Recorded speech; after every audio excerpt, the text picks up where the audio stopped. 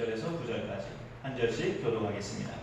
이는 곧 너희의 하나님 여호와께서 너희에게 가르치라고 명하신 명령과 규례와 법도라. 너희가 건너가서 차지할 땅에서 행할 것이니 곧 너와 내 아들과 내 자녀들이 평생에 내 하나님 여호와를 경외하며 내가 너희에게 명한 그 모든 규례와 명령을 지키게 하기 위한 것이며 또 내 나를 장구하게 하기 위한 것이라. 이스라엘아 듣고 삼가 그것을 행하라. 그리하면 네가 복을 받고 네 조상들의 하나님 여호와께서 네게 허락하신 같이 젖과 꿀이 흐르는 땅에서 네가 크게 번성하리라. 이스라엘아 들으라. 우리 하나님 여호와는 오직 유일한 여호와이시니 너는 마음을 다하고 뜻을 다하고 힘을 다하여 네 하나님 여호와를 사랑하라. 오늘 내가 너희를 명하는 이 말씀을 너는 마음에 새기고 네 자녀에게 부지런히 가르치며 집에 앉았을 때에든지 길을 갈 때에든지 누워 있을 때에든지 일어날 때에든지 이 말씀을 강론할 것이며 너는 또 그것을 내 손목에 메어 기호를 삼으며 내 미간에 붙여 표로 삼고 같이 읽습니다. 또 내 집 문설주와 바깥문에 기록할지니라. 아멘. 네. 서양 초대교회 시절에 신학자였던 어거스틴이라는 사람이 있습니다. 원래는 영적으로 방랑하던 사람이었다가 어머니의 기도로 또 이렇게 하나님께로 회심하고 돌아온 유명한 또 신학자 어거스틴인데 그가 이런 말을 남겼어요. 하나님을 사랑하라. 그리고 나서 하고 싶은 대로 해라. 하나님을 사랑하라. 그리고 하고 싶은 대로 해라. 하나님을 사랑하는 상태에서 하고 싶은 대로 하는 것은 성경대로 하게 된다는 거죠. 뭐 위험한 일을 한다거나 죄를 짓는 일을 한다거나 하지 않게 된다는 겁니다. 하나님을 사랑하는 사람은 매사에 하나님의 뜻을 먼저 묻고 행하는 습관이 있고 하나님을 사랑하는 사람은 에베소서에 말씀했는데 성령의 하나 되게 하심을 힘써 지키려고 애를 씁니다. 하나님을 사랑하는 사람은 사람들 앞에서도 겸손합니다. 다른 사람들을 섬기는 것을 기뻐합니다. 그러니 하나님을 사랑하는 상태에서 하고 싶은 대로 하라라는 말은 위험한 것도 아니고 죄를 짓는 쪽으로 나아가지 않아요. 그래서 우리가 하나님을 마음을 다하고 뜻을 다하고 힘을 다하여 하나님을 사랑하는 상태에서 하고 싶은 일을 내가 한다면 그 모든 하고 싶은 일은 하나님 영광을 위해서 하는 일이 다 되죠. 오늘 말씀에서 우리가 이 신명기 6장의 이 몇 절 말씀은 주일 안예배 가운데서도 우리가 나눈 바 있었고 또 이렇게 교회 설립주일이나 어린이들을 다음 세대를 생각할 때 우리가 또 나눈 바도 있었던 말씀이에요. 근데 오늘 말씀에서 마음과 뜻과 힘을 다하여 하나님을 사랑한다는 이 의미는 우리가 전인격적으로 하나님을 사랑한다는 것을 말해요. 우리에게 이 몸뚱이가 있고 그 다음에 영혼이 있잖아요. 우리의 몸이 있고 영혼이 있고 어떤 생각이 있고 마음이 있고 그런 거죠. 그 모든 것들이 다 동원돼서 하나님을 사랑한다는 거죠. 내 영혼도 하나님을 사랑하고 내 이 몸뚱이도 하나님을 사랑하고 내 마음과 내 생각, 내 모든 것이 하나님을 사랑하는 것. 이게 전인격적으로 하나님을 사랑하는 건데 그게 오늘 말씀에서 마음과 뜻과 힘을 다하여 하나님을 사랑하는 거라고 말을 하고 있습니다. 좀 더 신앙적인 말로 다르게 말한다면 하나님이 우리를 사랑하신 것처럼 우리도 그렇게 하나님을 똑같이 사랑하는 것이 마음과 뜻과 힘을 다해 사랑하는 거죠. 감히 우리가 하나님이 날 사랑하신 그 크기만큼 하나님을 사랑할 수는 없죠. 하나님이 나를 사랑하신 크기는 인간이 완전히 발벗고 뛰어가도 쫓아갈 수 없을 만큼의 어마어마한 크기이기 때문에 하나님의 그 크기만큼 우리가 하나님을 사랑할 수는 없어요. 하나님의 사랑의 크기는 독생자를 우리에게 주셔서 그를 화목제물로 삼으신 만큼 그 정도 크기의 사랑이에요. 하나님의 사랑은 항상 독생자를 빼놓을 수가 없죠. 요한일서 3장 4장에 보면 하나님의 사랑이 여기 있으니 우리가 그를 사랑한 것이 아니요 그가 우리를 사랑하신 건데 독생자를 주셔서 화목제물로 주시기까지 우리를 사랑하셨다고. 그렇게 말씀합니다. 그러니까 하나님 사랑의 크기를 말할 때는 반드시 독생자를 이야기해야 되는데, 아무 죄 없는 당신의 아들 독생자를 우리를 위해서 기꺼이 내주실 정도로 사랑하신 것이 하나님의 사랑의 크기예요. 우리는 감히 아무리 마음과 뜻과 힘을 다해 하나님을 사랑한다 해도 그만큼 하나님을 따라갈 수는 없어요. 그냥 어찌 보면 흉내만 내는 거죠. 흉내만. 우리가 하나님이 나를 이렇게까지 사랑하셨으니, 나도 그 사랑 받았으니 내가 받은 사랑 가지고 나도 하나님을 사랑해 보겠습니다 하는 그런 노력이나 몸부림이지, 감히 하나님을 우리도 그만큼 사랑할 수는 없지요. 하나님이 부어주신 사랑이 가장 큰 사랑인 것을 우리에게 알려주고 있습니다. 그래서 하나님이 우리를 독생자까지 주셔서 우리를 사랑하셨기 때문에 우리도 하나님을 사랑할 때는 당연히 마음과 뜻과 힘을 다해 사랑하는 것이 마땅하다는 것을 가르쳐주는 말씀이에요.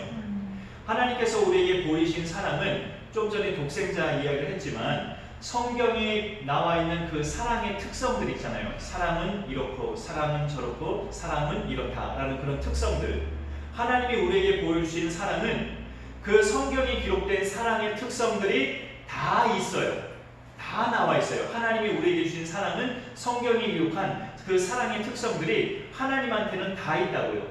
오래 참으시고 온유하시고 모든 것을 믿고 바라고 견디고 참느니라 라는 이 사랑의 특성들이 하나님한테는 다 있다고요. 그러니까 우리가 받은 하나님의 사랑은 바로 그런 사랑입니다. 나를 오래 참으시고 나를 견디시고 내가 어떤 행동을 해도 나를 정말 기다려주시고 견디시고 나를 믿고 바라시는 그런 사랑이라고요. 하나님의 사랑이 참 위대하다는 것을 깨닫는 순간이 뭐냐면, 그렇게 우리에게 보이신 사랑이 우리가 구원받기 전에 그렇게 이루어진 사랑이기도 하지만 구원받은 후에도 우리가 제대로 서기까지 기다리시는 그런 사랑이었다는 거죠. 지금도 어찌 보면 우리의 어떤 모습에 대해서는 하나님이 계속 기다리고 계세요. 우리가 고쳐지기까지 그렇게 기다리고 계실 겁니다. 저의 모습 속에서도 하나님이 보실 때 제 어떤 모습들이 고쳐지기까지 하나님은 지금도 계속 기다리실 거예요. 제가 구원받기 전에도 하나님은 저를 구원하시기까지 기다리셨다가 적절한 때에 저를 구원해 주셨지만, 구원받은 후에도 우리를 기다리시는 모습들은 굉장히 많습니다. 구원받았다는 것은 우리가 이미 하나님의 자녀가 된 거고 영생을 얻은 뜻이잖아요. 영생을 얻은 사람이 구원받은 거니까. 그리고 언제 죽든지 천국 가는 사람이 구원받은 사람이잖아요. 그런데 구원받은 사람도 하나님은 계속 기다리셔요. 그가 온전히 하나님의 성품으로 만들어지기까지, 예수님의 성품으로 온전히 세워지는 그런 인격자가 되기까지 하나님은 계속 기다리신다고요. 이게 하나님 사랑의 참 위대한 그런 모습이죠. 하나님이 우리를 사랑하신 것이 우리를 계속 지켜보시고 우리가 하나님께로 돌아오는 모습을 보시고 우리를 사랑하신 것이 아니라, 하나님께로 돌아오는 것까지 하나님께서 은혜로 하신 거죠. 하나님께서 은혜로 하셔서 우리가 예수님을 만나서 하나님께로 돌아와진 거고, 이렇게 하나님께로 돌아와진 백성조차도 이제 계속 다듬어져야 될 부분이 있잖아요. 그런 것까지도 하나님이 그 사랑으로서 기다리시고 참으시고 온유함으로 나를 상대하시고, 나를 계속 내가 어찌 보면 한심하고 참 이렇게 부족한 것 투성이인데도 하나님은 그런 나를 자식으로 계속 받아주시고, 이런 것이 하나님의 사랑이라는 거죠. 그러니까 하나님의 사랑의 훌륭함은 구원받지 못한 사람들에게 뿐만이 아니라 우리 구원받은 사람들에게도 계속 우리가 다듬어지기까지 기다리신다는 점에 있어서 하나님의 사랑은 대단히 훌륭하다고 볼 수 있습니다. 그럼 우리가 그런 하나님의 위대한 사랑을 생각할 때마다 우리도 마음과 뜻과 힘을 다해서 하나님을 사랑해야 된다고 오늘 말씀이 가르쳐주고 있는데, 어떻게 우리가 행하는 것이 마음과 뜻과 힘을 다해서 하나님을 사랑하는 것일까라는 것을 생각해 볼 수 있습니다. 오늘 말씀해 보면 그 답을 찾기가 그렇게 어렵지는 않은데요. 내가 어떻게 하는 게 마음과 뜻과 힘을 다해 하나님을 사랑하는 것인가? 그 다음 6절을 보시면 오늘 내가 네게 명하는 이 말씀을 너는 마음에 새기고 라고 되어 있습니다. 5절에서 마음을 다하고 뜻을 다하고 힘을 다하여 네 하나님 여호와를 사랑하라라고 명령하고 계시는데, 그럼 어떻게 하는 게 이렇게 하나님을 사랑하는 겁니까? 라고 우리가 물어볼 수 있잖아요. 그게 어떻게 해야 되는 건데요? 라고 묻는다면 6절에서 바로 답을 알려주는 겁니다. 내가 네게 명하는 이 말씀을 마음에 새기라는 거예요. 이게 하나님을 우리가 그렇게 사랑하는 겁니다. 하나님이 주시는 말씀마다 마음에 새기는 거, 마음에. 여러분, 그렇게 옛날에 등산을 하시다 보면 그 산 꼭대기에 단단한 바위가 있는데 그 바위를 이렇게 정으로 바위를 탁탁 쳐서 그 바위에 새겨진 글자들이 있죠. 글자들, 무슨 공, 무슨 공 정상 이런 식으로 단단한 바위를 정으로 이렇게 탁탁 쳐서 그 바위에다 글자 새긴 거.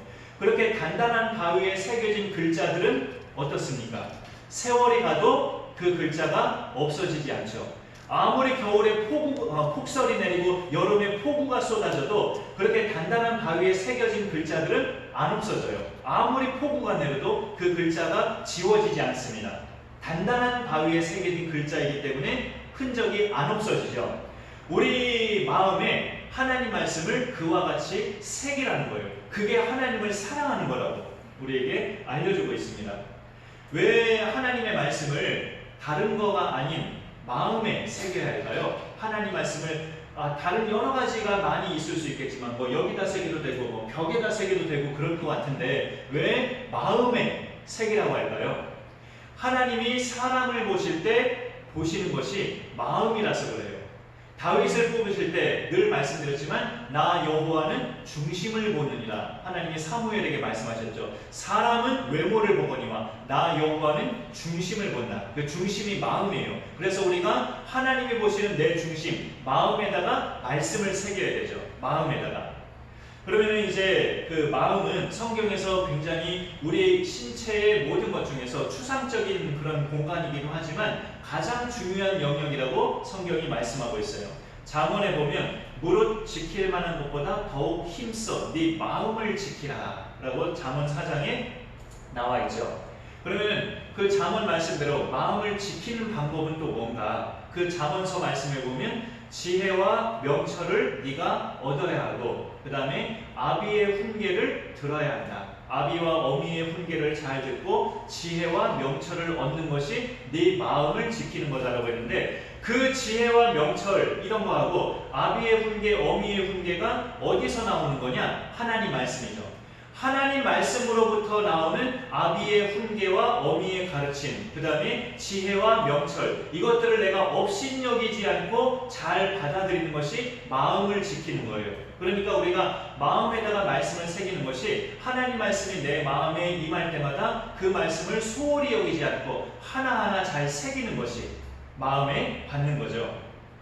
우리가 그렇게 하는 것이 정말로 마음과 뜻과 힘을 다해서 하나님을 사랑한다는 증거인데요. 말씀을 마음판에 새긴다.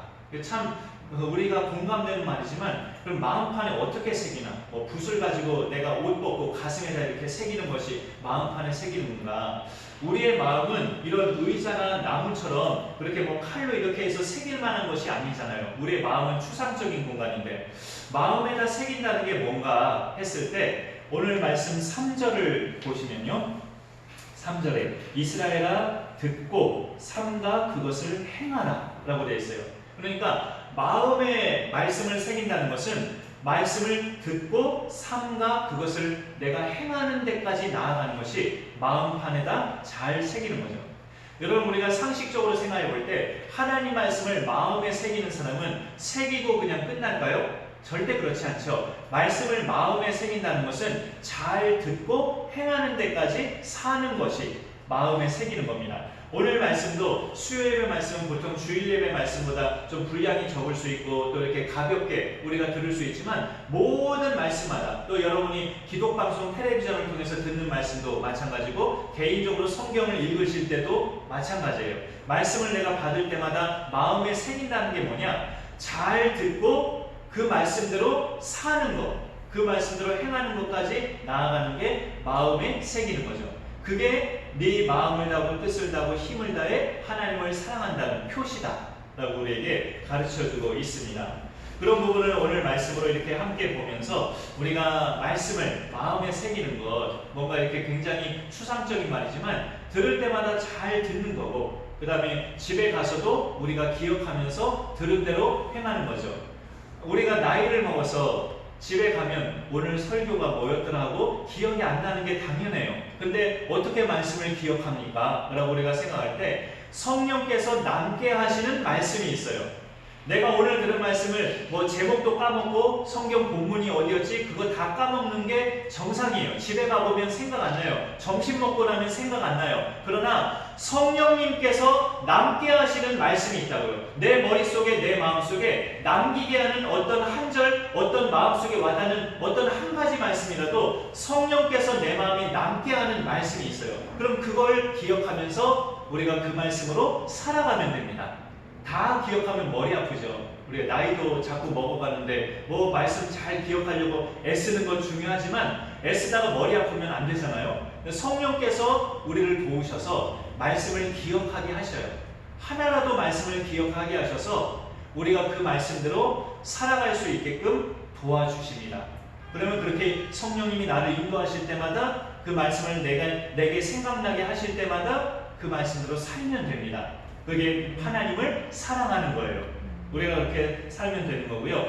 그렇게 우리가 그 말씀을 듣고 행하며 살아갈 때 오늘 말씀 3절이 그렇게 우리에게 당부하는 거죠. 이스라엘아 듣고 삼가 그것을 행하라. 이것이 마음판에 잘 새기는 것이고 이런 행동이 바로 네가 마음과 뜻과 힘을 다해서 하나님을 사랑하는 증거다라고 말씀하는 거예요.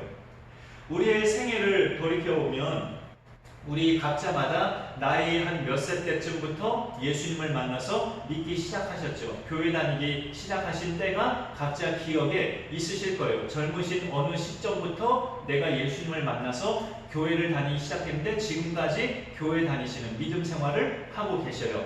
그런데 우리가 예수님을 믿고 또 그 예수님을 보내신 하나님을 믿는다는 것은 그 전까지는 내 머릿속에 하나님에 대한 생각이 없다가 믿고 나서부터 이제 내 머릿속에 하나님을 생각하는 거죠. 근데 하나님을 생각한다는 게 말이에요. 나는 이제 하나님을 믿어. 나는 이제 하나님을 믿는 사람이야.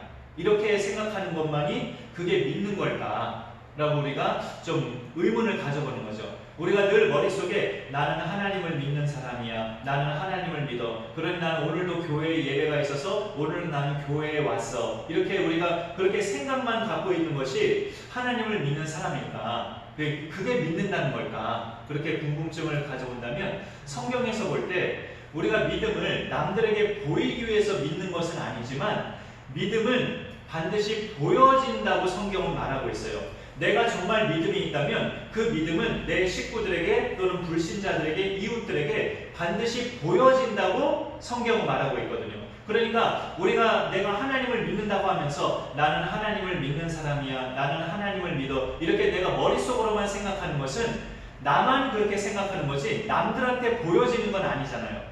내 자식한테 그게 뭐 보여지는 것도 아니고 다른 이웃들에게 보여지는 건 아니에요. 나 혼자만 생각하는 거지. 그러니까 우리가 보여지는 믿음이라는 것은 말씀을 잘 듣고 그 말씀대로 행하는 삶이 믿음이 보여지는 거죠. 믿음이 보여지는 것. 그래서 그 보여지는 것은 어떻게 하는 게 믿음이 보여지는 거냐? 내가 달라지는 것. 내가 달라지는 것이 내 믿음이 보여지는 겁니다.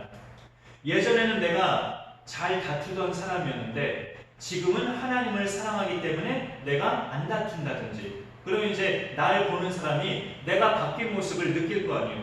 이 사람 옛날엔 잘 다투고 신경질 잘 내더니 요즘은 안 그러네 하면서 내 바뀌어진 모습을 보게 될 수 있죠.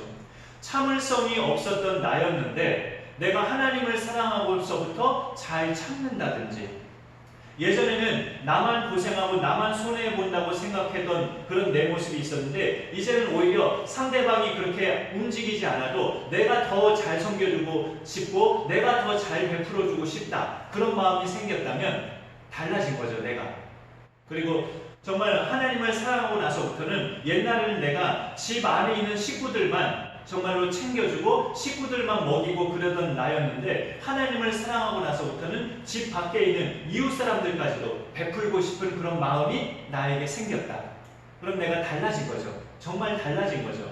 이런 증거들이 내가 말씀을 마음에 새기고 있다는 증거고 그 말씀대로 내가 행하면서 살고 있다는 증거가 됩니다. 내 달라진 모습. 그러니까 우리가 그런 달라지는 모습이 많은 사람들에게 자연스럽게 보여질 때 정말로 내가 하나님을 사랑하고 있다는 증거고 내 안에 믿음이 있다는 증거죠. 그런 증거, 우리의 바뀌어진 모습, 변화된 모습 이런 것들이 우리 삶에 정말 잔잔하게라도 계속 꾸준히 되어갈 수 있기를 간절히 소망합니다. 하나님을 그렇게 사랑하는 또 하나의 방법이 있어요. 마음을 다하고 뜻을 다하고 힘을 다하여 하나님을 사랑하는 또 하나의 방법은 오늘 말씀 이제 7절에 있는데요. 이 말씀을 너는 마음에 새기고 네 자녀에게 부지런히 가르치며라는 이 부분입니다. 우리가 하나님을 사랑한다는 그 결정적인 증거 또는 하나님을 사랑하는 정말 아주 좋은 방법은 내가 받은 하나님의 말씀, 내가 알고 있는 하나님의 말씀을 누군가에게 전해주는 거예요. 가르쳐주는 거. 근데 여기 신명기 6장 말씀에서는 가장 가까이에 있는 내 자녀들, 가장 가까이에 있는 자녀들에게 그것을 가르치라고 하나님이 말씀하시는 거죠. 말씀을 가르치는 대상은 가장 가까이에 있는 대상을 들자면 바로 자녀들이죠. 또 이제 결혼 분가한 자녀들을 두신 부모님들은 또 상황이 좀 다를 수 있지만 어쨌든 종종 만나실 경우, 자녀들을 종종 만나실 경우 내가 그 자녀를 앉혀놓고 내가 오늘 읽은 성경 말씀은 이건데 너도 이 말씀대로 살아야 돼. 알았어? 하고 이렇게 가르치는 게 아니고 내 달라진 모습을 자식에게 보여주는 게 가르치는 거예요. 아, 우리 부모님이 신경질 잘 내시더니 요즘에는 신경질을 안 내셔. 나 만날 때마다 우리 엄마는 참 잔소리 많이 하시더니 아, 요즘은 잔소리를 안 하셔. 이렇게 달라진 모습. 내 달라진 모습이 자녀를 가르치는 거예요. 내 달라진 모습 자체가. 그런 것을 우리가 기억한다면 이게 참 어찌 보면 앉혀놓고 가르치는 것보다 더 어려워요. 자식 앉혀놓고 야 성경 말씀해 보니까 너 이렇게 살아야 된다고 성경이 말씀하고 있어. 너 그렇게 신앙생활 하면 안 돼. 이렇게 가르치는 것보다 내가 변화된 모습 보여주는 게 훨씬 더 어려워요. 훨씬 더. 근데 어렵지만 내가 변화된 모습을 자연스럽게 보여주는 게 훨씬 더 힘있게 가르치는 거예요. 훨씬 더 힘있게. 우리 엄마가 달라졌네. 우리 아버지가 달라지셨네. 라고 이렇게 그 모습 보여주는 게 훨씬 더 어려운 모습이지만 일단 그렇게 보여지면 그게 훨씬 더 힘이 있는 거라고요. 그럼 자식도 영향을 받죠. 나도 이렇게 살면 안 되겠구나. 나도 정말 우리 부모님 내가 참 이렇게 소홀히 여겼는데 야 우리 부모님 참 훌륭하시구나. 저렇게 변화되시는구나 라는 것을 마음속에는 감흥을 받는다는 거죠. 그렇게 부모님 면전에서는 티는 안 내지만 쑥스러우니까 그런 점을 우리가 기억할 때 그게 훨씬 더 어려운 일이지만 그 어려운 일을 감당해내면 자식도 하나님의 사람으로 세워져 가는데 큰 힘이 된다는 거예요.